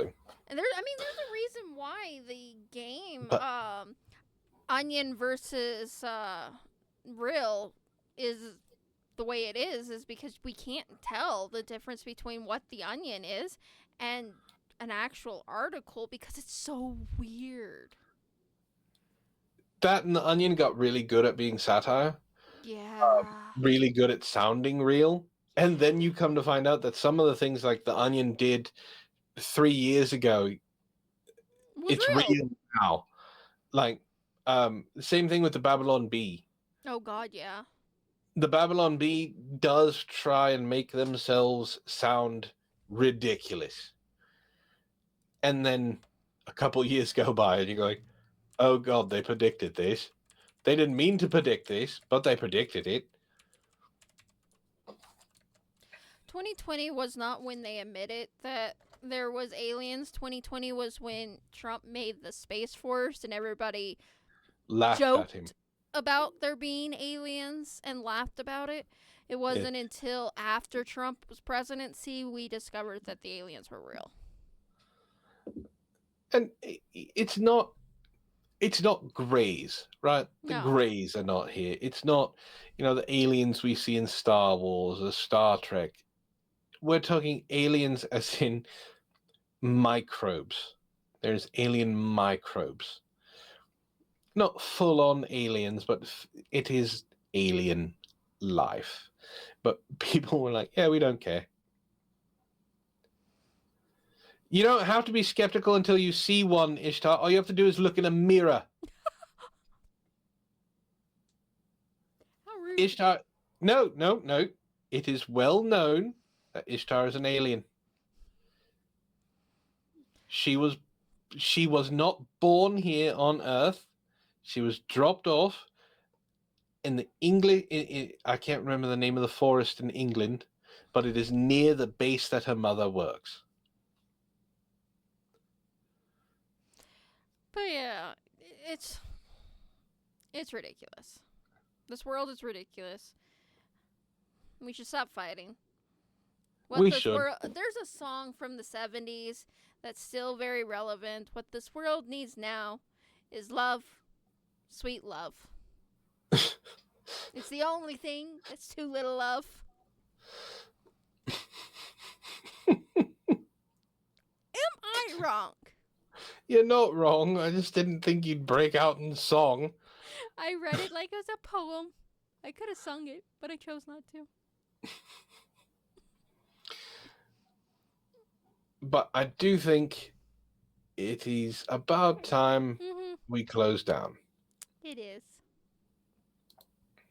People should spread love, not hate. Our viewers should spread love, not hate. Well, that's why, I adore Ishtar. I do, even if she's mean to me. She's only mean out of love. But, ladies and gentlemen, we hope you've enjoyed. We hope you learned something or raged at Reddit. And if you were entertained, go ahead and share this around. Tell other people about it and help us get some more viewers in here. We actually are here 2 weeks in a row. This is a record for us. We're going to try for 3. We're not going to promise anything, though. This will But be up with that- on YouTube if you want to share it for people. There you go. But with all that being said, my name is Antwon Creed, and I am the co-host of this amazing show that is brought to us by Deaf Banshee. And I hope you all have a wonderful evening.